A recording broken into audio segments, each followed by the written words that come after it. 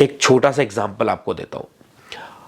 अगर आप कोई नेचुरल प्रोडक्ट खाते हैं तो उसका स्वाद आपको एक अलग देखने को मिलेगा, और अगर आप कोई फ्रोजन फूड खाते हैं तो उसका स्वाद आपको अलग देखने को मिलेगा। मतलब फ्रेश फूड से फ्रोजन फूड में आपको अंतर देखने को मिलेगा। तो क्यों आप आर्टिफिशियल फ्लेवर यूज करना चाहते हो जब आप नेचुरल बना सकते हो? अदरक नेचुरल आपको मार्केट में मिल जाएगा, आपका अदरक फ्लेवर बन गया। इलायची आपको मार्केट में मिल जाएगी, आप इलायची खरीद सकते हो। तुलसी आपको मार्केट में मिल जाएगी, ड्राई तुलसी लीव्स, आपका तुलसी फ्लेवर बन जाएगा। मसाला टिक्की अगर मैं बात करूं तो आप एक छोटे से घर पे ही तवे में कुछ मसालों को ड्राई रोस्ट करने के बाद मिक्सी में पीस सकते हो, आपको मसाला चाय का फ्लेवर बन जाएगा। अब बहुत सारे लोगों को यहां भी कंफ्यूजन रह रहा है, मैं फिर भी बता देता हूं। अगर आपको मसाला चाय बनाने के लिए मसाला बनाना है तो आपको क्या करना है, आपने 100 ग्राम इलायची ले ली, 100 ग्राम आपने सौंठ पाउडर लेना है। ये दो मेन इंग्रेडिएंट होते हैं जब हम मसाले चाय की बात करते हैं।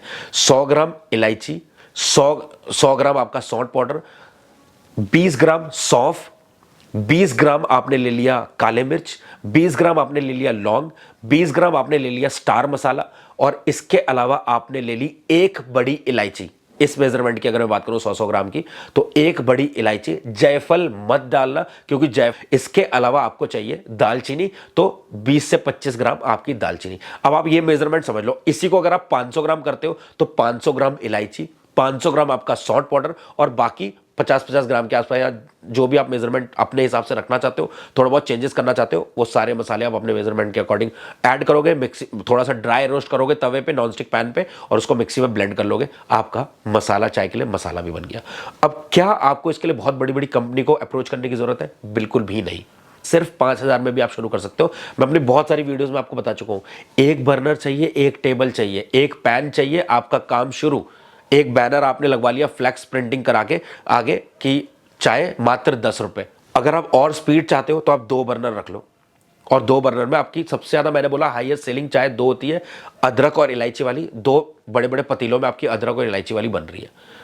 कोई एक आध कस्टमर अगर आता है कि भैया तुलसी वाली, बहुत नॉमिनल आते हैं, या फिर मसाला चाय, तो आप क्या कर सकते हो, उनका सब मसाला डाल के दोबारा बॉईल करके आपको मसाला चाय बन जाएगा।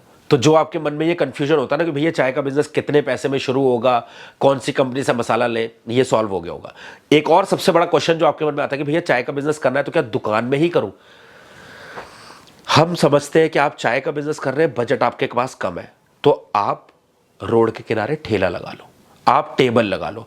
अगर आपको शर्म आती है ना, तो आपकी शर्म जिस दिन आप लगा, बड़ी कोई बात नहीं है। दूसरा, आप क्या कर सकते हो, नियरेस्ट पुलिस स्टेशन से भी एक परमिशन ले लो।